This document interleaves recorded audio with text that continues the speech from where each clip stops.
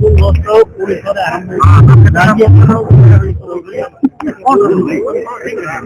भाव में आगुरी बेलाभूमि महोत्सव प्राय 6 वर्ष तले थे होता किंतु बंद हो जाता कौन कारण बंद होता कि आम पुनर्बार आरंभ करने को चेष्टा करूँ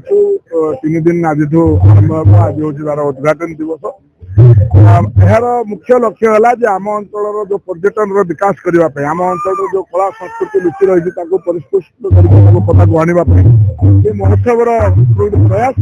जेहेतु सोनापुर बेलाभूमि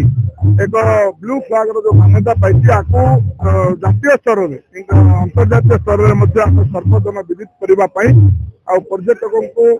यही बेलाभूमि को आकृष्ट करने गोटे अभिनव प्रयास आमको पर्यटन में आमर गंजाम जिला को तथा ओडिशा को भारतर मानचित्र में स्थानित करने ये गोटे आमर प्रयास आगामी दिन में सोनापुर बेलाभूमि को जेपरी गोटे उच्च स्तर बेलाभूमि परिणत करने आमर प्रयास जारी आगामी दिन में ये इंडस्ट्रियल पोर्ट हम प्राय 27,000 कोटी टंकार इंडस्ट्रियल पोर्ट भी हम तेणु ये विश्व